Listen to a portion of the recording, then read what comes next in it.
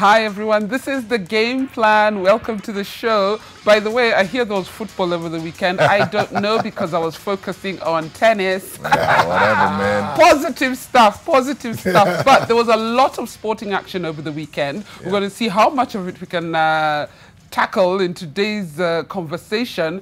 But we have to say one congratulations, Kieni. Of course, congratulations to the women's hockey team who actually won the bronze medal in the Cup of Nations in Ghana.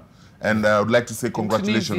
Tunisia, sorry. And you are foreign countries, a foreign country. No, he chooses his favorite countries.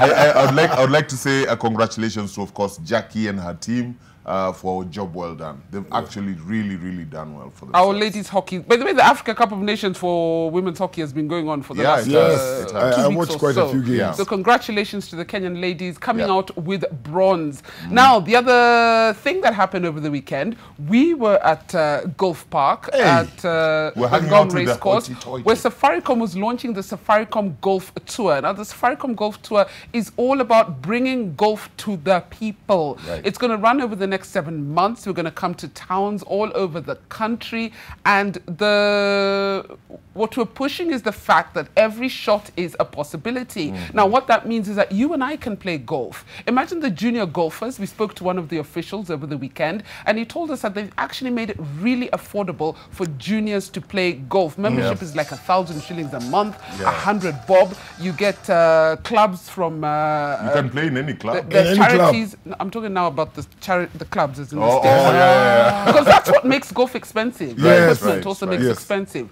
So they're making that all affordable for Wananchi like me and you. Trust me, I gave it a try. I'm not too shabby. I might just take up golf. Who knows? But Safaricom, thank you for bringing us the Safaricom Golf Tour, where every shot is a possibility. Now, to get into today's topic, which is tennis. Yes, Angela Okutoyi. By the way, she's only 17. She turns 18 later this month. She played her first Australian Open junior match yesterday in Melbourne, and she won the singles game. Doubles didn't quite go her way, but still, it's such an achievement. She is the second Kenyan to appear at the Australian Open. But joining us today is the Secretary General of Tennis Kenya, Wanji Mbugua Karani. Wanji, how you doing? Hi, I'm good. I'm good, Carol. Yeah. By the way, you're so toned down compared to yesterday. Yesterday, I could tell from your WhatsApp messages that you were doing cartwheels in your house. You were shouting on WhatsApp. How do you feel? How do you feel just the fact that Angela has made it to the Australian Open Juniors? I mean, it is so exciting, and you're so right. I was shouting in the house. My kids were just wondering what is going on, you know. It was really exciting just to have the first female Kenyan just going into the Australian Open. That's the first. And then winning her first match, that's another first. I mean, it's fantastic. It's fantastic. Before we go on about Angela and her preparation and everything, I think we should pay tribute to Paul Wekesa, who was the first Kenyan to appear in the Australian Open. Yes, indeed. Paul Wekesa has been really the Kenyan who has done the most the best Kenyan so far. And he was top 100 in the world. And he's so excited about Angie. That makes us really excited. He's working with us to try and get her an academy, one of the top academies in the world for her to go to. And we thank. Can I ask you a question? I mean, we've had Paul Wekesa, as you said, being top 100 in the ATP ranking. Then after some while, we had the Noboto Dwarves and the rest. What happened in Kenya in terms of us guys not being able to achieve this? I think Angie's doing it. How is she able to achieve this? I think that the difference between that time and this time was that time you needed all the money in the world to be able to get as far as Paul Wekesa did, and he was lucky to have that backing. But since then, it has been quite impossible to get the financing to go up to that level. So what happened a couple of years ago, just in time for Angie, was that the ITF, that's the International Tennis Federation, came up with a program of high-performance centers. And Angie has been a product of these centers. So she's been able to get the proper training, and she's been able to get good tournament play, which has brought up her ranking. Actually, Wanji, I interviewed you and the media, Nancy from Tennis Kenya Media, and Angela herself in October last year on my online show. And I know you were telling me that there are actually 3 high-performance centers under the ITF in the world, and one of them is actually here in Kenya. Yes, and I should say that was in the past. We have not managed to hold on to it because the government had promised to pay the accommodation where the players would stay, but they are unable to do that, so we've had to let it go. Okay. And of course, with COVID now, we really had to let it go. Unfortunately, the Morocco Center has also closed about 3-4 months ago. Okay. And so Angie right now is actually back home, and we're actually looking for another academy to place her. Wait, let me just get something clear. So Kenya should be hosting one of the 3 high-performance tennis centers under the ITF in the world, but we can't because our government, and I remember this from our last conversation, didn't pay rent for the building. Yes. That is an unfortunate truth. Yeah. An unfortunate truth. Let's come back to Angela and yesterday, because we have a few video shots, not that many, of her actually playing her first match. She won it 3 sets. She won 3 sets to 0. And how was she feeling? Because I know you speak to her literally every day. How is she feeling? She's confident. She's upbeat. She was very excited yesterday, and I mean, and like she should, because this is huge. She's the only African left on the Australian Open draw. Wow! And, yes, and she's worked hard for it. She also played a doubles match yesterday. Didn't quite go as planned, but I believe. How does it work in doubles? Because I realized her partner was, I think, from Morocco.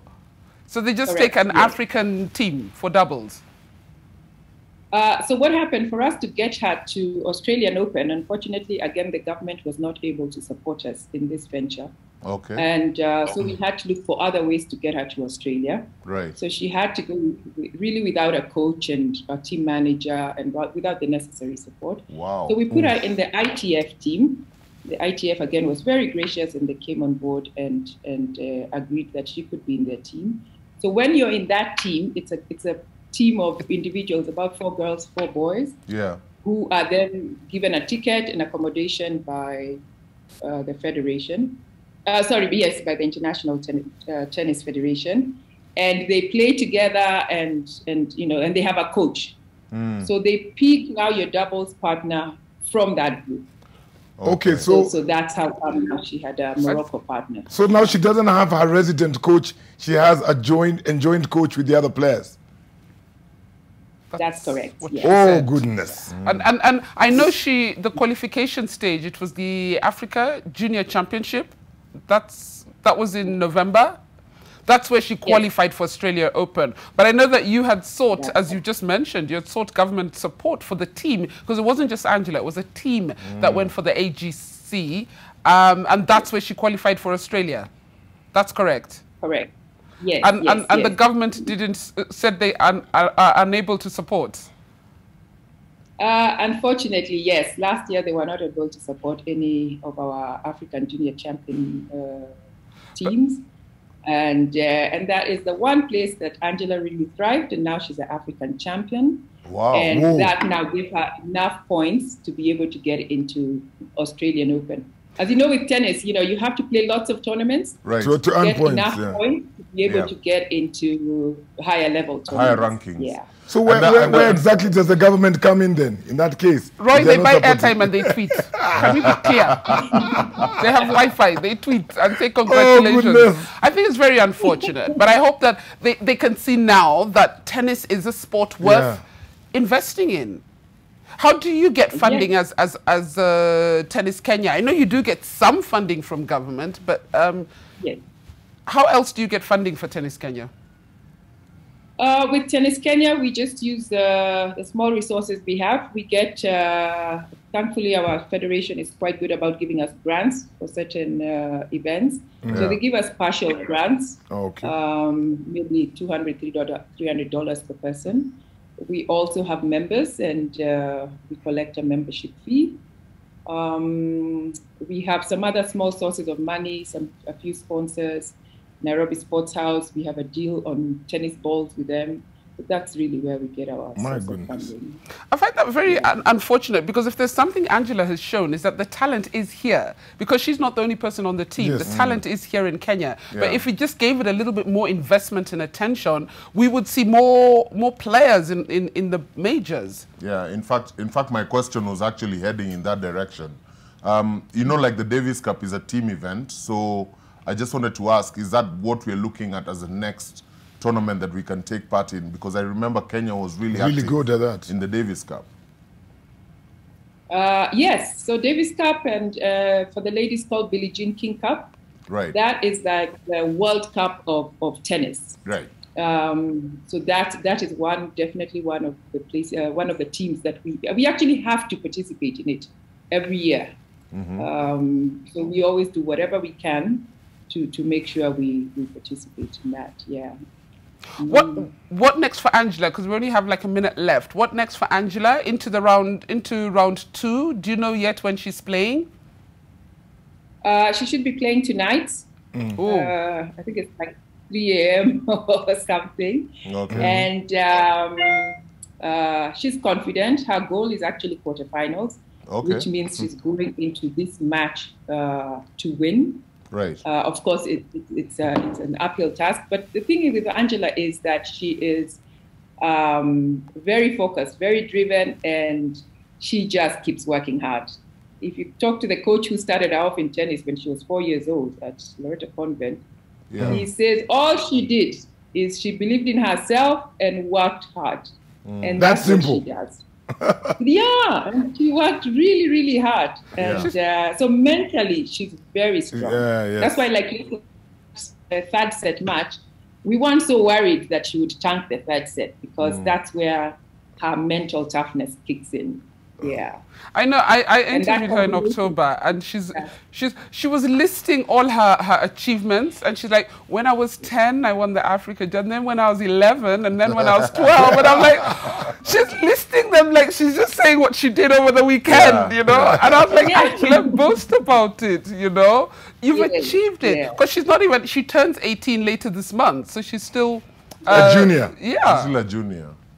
Yeah, she's still a junior, so we are really hoping she will be able to get into Roland Garros later in May, Wimbledon in June, US Open in September. That is her goal, and we are looking forward to supporting it. Yeah. Can I ask a question just on surfaces? Do you have a challenge on playing on different surfaces, given the fact that we don't have different surfaces within the country in terms of grass, clay? Is there such a challenge?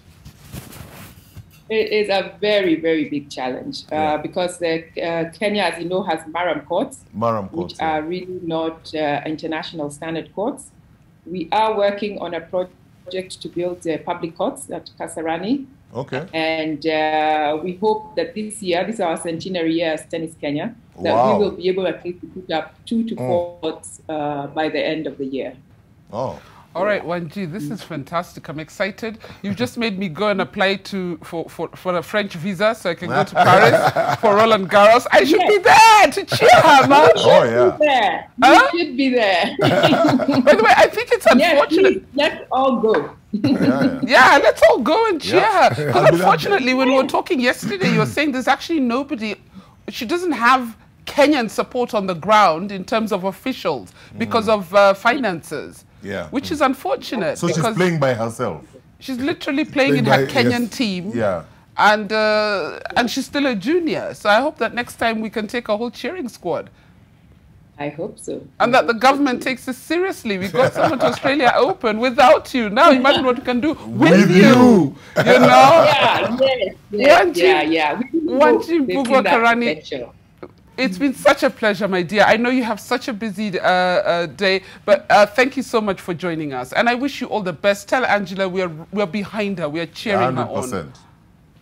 Oh, thank you. Thank you, and thank you for the support, guys. Thank you. You're welcome. All right, take Anytime. care. Guys, we were speaking there to Wanji Mbugua-Karani, Secretary General of Tennis Kenya. Of course, we have Angela Okutoi, who is at the Australian Open participating in the juniors tournament, won her first singles match yesterday. She's into round 2 where she's going to play tonight. I have the app, by the way. I'm going to take a screenshot. You're following per second. Every time she plays and scores. I'll give it to you. No, but do you have airtime? I don't know. Guys, we're going to take a short break. When we come back, Nigeria's out of AFCON. What? But they still have a chance to go to the World Cup. Eh? Yep, there we go. Yeah, so we're going to have that discussion after the break. And then, of course, we're going to talk about the English Premier League, but not the Arsenal game. Why should we? Why? See you after the break.